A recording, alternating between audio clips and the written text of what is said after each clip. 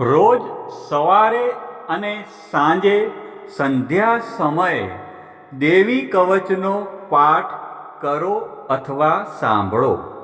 દેવી કવચ સાંભળતા પહેલાં કોમેન્ટમાં તમારી કુળદેવીનું નામ જરૂરથી લખવું અને વિડીયોના અંત સુધી જોડાયેલા રહેવું અને પૂરેપૂરો દેવી કવચનો પાઠ સાંભળવો.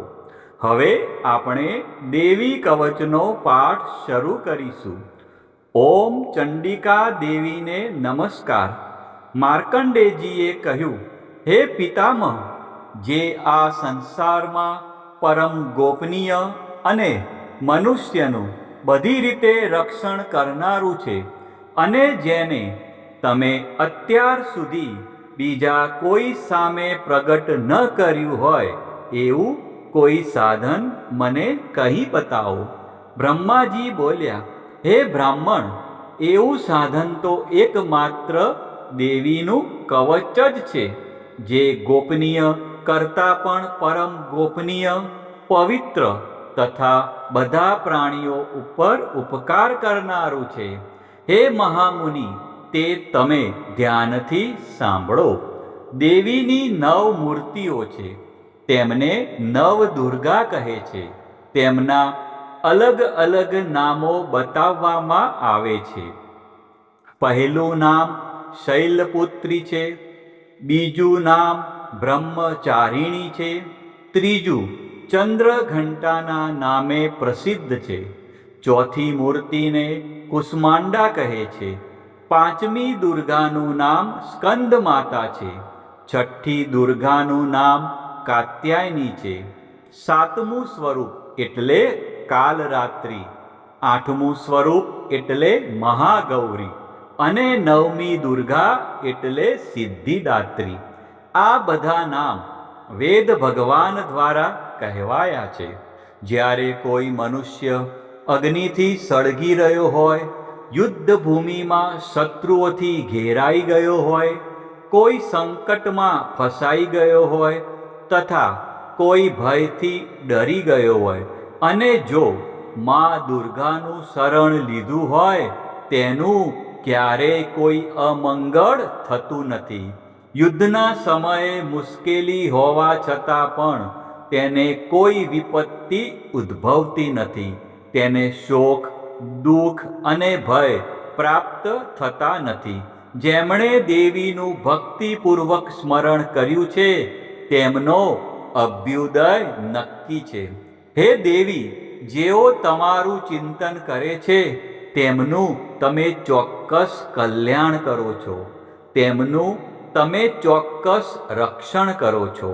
ચામુંડા દેવી પ્રેત ઉપર આરૂઢ થયેલા હોય છે અને વારાહી દેવી પાડા પર સવારી કરે છે.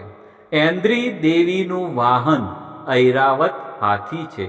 વૈષ્ણવી દેવી ગરુડ પર આવે છે અને માહેશ્વરી દેવી આખલા પર આરૂઢ થયેલા છે.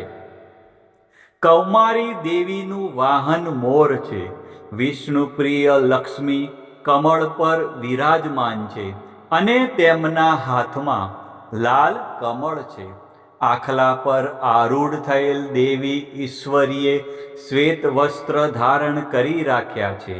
બ્રાહ્મી દેવી હંસ પર બેઠેલા છે અને બધા જ આભૂષણો ધારણ કર્યા છે.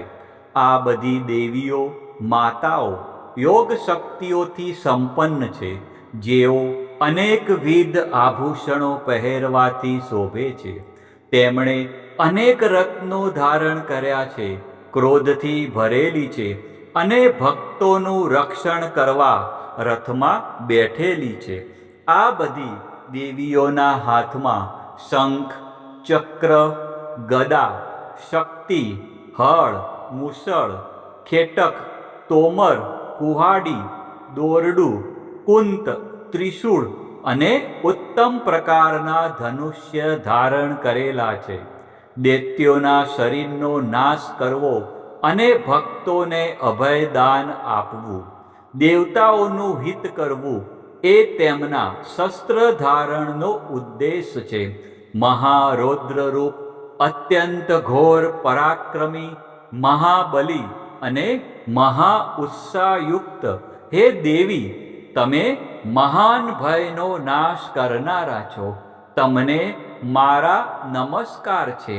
તમારી સામે જોવું પણ મુશ્કેલ છે. શત્રુઓનો ભય વધારનારા હે જગદંબિકા દેવી, મારું રક્ષણ કરો. પૂર્વ દિશામાં ઐન્દ્રી શક્તિ મારું રક્ષણ કરે. અગ્નિ ખૂણામાં અગ્નિ શક્તિ, દક્ષિણ દિશામાં વારાહી દેવી અને નૈઋત્ય ખૂણામાં ખગધારિણી દેવી મારું રક્ષણ કરો. પશ્ચિમ દિશામાં વારુણી દેવી અને વાયવ્ય ખૂણામાં હરણ પર સવારી કરનારા દેવી મારું રક્ષણ કરો. ઉત્તર દિશામાં કુમારી દેવી અને ઈશાન ખૂણામાં શૂલધારિણી દેવી મારું રક્ષણ કરો. હે બ્રહ્માણી દેવી, તમે ઉપરની બાજુએ મારું રક્ષણ કરો. હે વૈષ્ણવી દેવી, તમે નીચેની બાજુએ મારું રક્ષણ કરો. આ જ પ્રમાણે શબ જેનું વાહન છે તે ચામુંડા દેવી દસે દિશાઓમાં મારું રક્ષણ કરો. જયા દેવી આગળની બાજુએ અને વિજયા દેવી પાછળની બાજુએ મારું રક્ષણ કરે. ડાબા ભાગે અજિતા દેવી અને જમણા ભાગે અપરાજિતા દેવી મારું રક્ષણ કરો. ઉદ્યોતિની દેવી શિખાનું રક્ષણ કરે અને ઉમા દેવી મારા મસ્તક પર વિરાજિત થઈને મારું રક્ષણ કરે. માલાધરી દેવી મારા કપાળનું અને યશસ્વિની દેવી મારી ભમરોનું રક્ષણ કરે. ત્રિનેત્રા દેવી ભમરોના મધ્ય ભાગનું અને યમઘંટા દેવી નાસિકાઓનું રક્ષણ કરે. શંખિની દેવી બંને આંખોના મધ્ય ભાગનું રક્ષણ કરે અને દ્વારવાસીની દેવી કાનોનું રક્ષણ કરે. કાલિકા દેવી ગાલોનું તથા સાંકરી દેવી કાનોના મૂળ ભાગોની રક્ષા કરે. સુગંધા દેવી નાસિકાઓની અને ચર્ચિકા દેવી ઉપરના હોઠનું રક્ષણ કરે. અમૃતકલા દેવી નીચેના હોઠનું અને સરસ્વતી દેવી જીભનું રક્ષણ કરે. કૌમારી દેવી મારા દાંતનું અને ચંડિકા દેવી કંઠ ભાગનું રક્ષણ કરે. ચિત્રઘંટા દેવી ગળાની ઘંટિકાનું અને મહામાયા દેવી તાળવાનું રક્ષણ કરે. કામાક્ષી દેવી દાઢીનું અને સર્વ મંગલા દેવી મારી વાણીનું રક્ષણ કરે. નીલગ્રીવા દેવી કંઠના બહારના ભાગનું અને અન્ન નલિકાનું કૌબેરી દેવી રક્ષણ કરે. ખગીની દેવી બંને ખભાઓનું અને વ્રજધારિણી દેવી મારા બંને બાહુઓનું રક્ષણ કરે. દંડિની દેવી બંને હાથોનું અને અંબિકા દેવી આંગળીઓનું રક્ષણ કરે. સુલેશ્વરી દેવી નખોનું રક્ષણ કરે અને કુલેશ્વરી દેવી કુખ અને પેટનું રક્ષણ કરે. મહાદેવી બંને સ્તનોનું અને શોક વિનાશીની દેવી મારા મનનું રક્ષણ કરે. લલિતા દેવી મારા હૃદયનું અને શૂલધારિણી દેવી ઉદરનું રક્ષણ કરે. કામિની દેવી નાભીનું અને ગુહેશ્વરી દેવી ગુહ ભાગનું રક્ષણ કરે. પૂતના દેવી અને કામિકા દેવી લિંગનું અને પાડાને વાહન બનાવનાર દેવી ગુદાનું રક્ષણ કરે. ભગવતી દેવી કટી પ્રદેશનું અને ઘૂંટણોની રક્ષા વિંધ્યવાસીની દેવી કરે. સર્વ કામનાઓ પૂરી કરનારા દેવી જંઘાઓનું રક્ષણ કરે. નારસિંહી દેવી પિંડીઓનું રક્ષણ કરે. તૈજસી દેવી બંને પગોના પૃષ્ઠ ભાગનું રક્ષણ કરે. શ્રીદેવી પગોની આંગળીઓનું રક્ષણ કરે. અને તલવાસીની દેવી પગના તળિયાનું રક્ષણ કરે. પોતાની વિકરાળ દાઢોથી ભયંકર દેખાતા કરાલી દેવી નખોનું રક્ષણ કરે. અને ઉદ્ધવ કેશીની દેવી વાળનું રક્ષણ કરે. કૌબેરી દેવી રૂવાંટીના છિદ્રોનું રક્ષણ કરે. અને વાઘેશ્વરી દેવી ત્વચાનું રક્ષણ કરે. પાર્વતી દેવી રક્ત, મજ્જા, વસા, માંસ, હાડકા અને મેદનું રક્ષણ કરે. કાલરાત્રિ દેવી આંતરડાઓનું રક્ષણ કરે. અને મુકુટેશ્વરી દેવી પિત્તનું રક્ષણ કરે. પદ્માવતી દેવી કમળ કોષોના મૂળ આધારનું રક્ષણ કરે. અને ચૂડામણી દેવી કફનું રક્ષણ કરે. જ્વાળામુખી દેવી નખોના તેજનું રક્ષણ કરે. અને અભેગા દેવી સમસ્ત સાંધાઓનું રક્ષણ કરે. હે બ્રહ્માણી દેવી, તમે મારા વીર્યનું રક્ષણ કરો. હે છત્રેશ્વરી દેવી, તમે મારી છાયાનું રક્ષણ કરો. હે ધર્મધારિણી દેવી, તમે મારા અહંકાર, મન અને બુદ્ધિનું રક્ષણ કરો. હે વ્રજ ધારણ કરનારા દેવી, મારા પ્રાણ, અપાન, વ્યાન, ઉદાન અને સમાનનું સંરક્ષણ કરો. કલ્યાણથી શોભતા હે દેવી, મારા પ્રાણનું રક્ષણ કરો. યોગીની દેવી રસ, રૂપ, ગંધ, શબ્દ અને સ્પર્શનું. અને હે નારાયણી દેવી, તમે મારા સત્વ, રજ અને તમો ગુણનું રક્ષણ કરો. વારાહી દેવી આયુષ્યનું રક્ષણ કરે. વૈષ્ણવી દેવી ધર્મનું રક્ષણ કરે.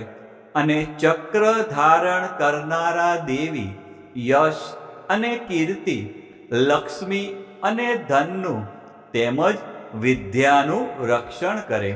હે ઇન્દ્રાણી દેવી, તમે ગોત્રનું રક્ષણ કરો. હે ભૈરવી દેવી, તમે મારી પત્નીનું રક્ષણ કરો. હે ચંડિકા દેવી, તમે મારા પશુઓનું રક્ષણ કરો. હે મહાલક્ષ્મી દેવી, તમે મારા પુત્રોનું, સંતાનોનું રક્ષણ કરો. હે સુપથા દેવી, તમે મારા પથનું, અને ક્ષેમકરી દેવી, મારા માર્ગનું રક્ષણ કરો. હે મહાલક્ષ્મી દેવી, રાજદ્વારી કાર્યોમાં મારું રક્ષણ કરો. તથા સર્વ બાજુએ રહેલા વિજયા દેવી, ચારે બાજુ રહીને મારું રક્ષણ કરો. હે દેવી, જે સ્થાન દેવી કવચમાં કહેવાયું નથી અને તેથી રક્ષણ વિનાનું છે, તે બધા સ્થાનો તમારા વડે સુરક્ષિત થાય. કારણ કે તમે વિજયશાલિની અને પાપનાશીની છો. જો મનુષ્ય પોતાના શરીરનું ભલું ઈચ્છતો હોય તો તેણે દેવી કવચનો પાઠ કર્યા વિના એક ડગલું પણ ભરવું નહીં. દેવી કવચનો પાઠ કરીને જ યાત્રા કરવી. દેવી કવચના પાઠથી બધી બાજુથી સુરક્ષિત થયેલો મનુષ્ય જ્યાં જ્યાં જાય છે ત્યાં ત્યાં તેને ધન લાભ થાય છે તથા સઘળી કામનાઓ પર વિજય પ્રાપ્ત થાય છે. તે જે અભિષ્ટ વસ્તુનું ચિંતન કરે છે તેને તે અચૂકપણે પ્રાપ્ત કરી લે છે. તે મનુષ્ય આ પૃથ્વી ઉપર અતુલ ઐશ્વર્યને પામે છે. દેવી કવચથી રક્ષાયેલો મનુષ્ય નિર્ભય થઈ જાય છે. યુદ્ધમાં તેમનો પરાજય થતો નથી તથા તે ત્રણેય લોકમાં પૂજનીય બને છે. આ દેવી કવચ દેવતાઓને પણ દુર્લભ છે. જે આ દેવી કવચનો દરરોજ સવારે, બપોરે અને સાંજે સંધ્યા સમયે શ્રદ્ધાપૂર્વક પાઠ કરે છે તેની દૈવી કલા પ્રાપ્ત થાય છે તથા તે ત્રણેય લોકમાં પરાજિત થતો નથી. એટલું જ નહીં, તે અપમૃત્યુથી રહિત થઈને 100 કરતાં પણ વધુ વર્ષ જીવે છે. દેવી કવચ ધારણ કરનારા મનુષ્યની રાજા તરફથી સન્માન અને વૃદ્ધિ થાય છે. આ દેવી કવચ મનુષ્યના તેજની વૃદ્ધિ કરનારું અને ઉત્તમ છે. આ દેવી કવચનો પાઠ કરનારો મનુષ્ય પોતાની કીર્તિથી શોભા પામીને પૃથ્વી ઉપર પોતાના સુયશ સાથે સાથે વૃદ્ધિ પામે છે. જે પહેલા દેવી કવચ કરીને સપ્તસતી ચંડી પાઠ કરે છે, તેની જ્યાં સુધી વન પર્વત હોય ત્યાં સુધી તે આનંદથી યુક્ત આ પૃથ્વી ઉપર રહે છે. તેના પુત્રો, પૌત્રો અને સંતાન પરંપરા બનેલી રહે છે. પછી દેહાંત થતાં તે મનુષ્ય મહામાયાની કૃપાથી નિત્ય પરમપદને પામે છે. જે દેવતાઓને પણ દુર્લભ છે. તે સુંદર દિવ્ય રૂપ ધારણ કરે છે અને કલ્યાણ શિવની સાથે આનંદનો ભાગી બને છે. પ્રિય ભક્તજનો, મા ભગવતીની આરાધનામાં દેવી કવચનું વિશેષ મહત્વ છે. દેવી કવચ એટલે રક્ષણ કરનારું કવચ.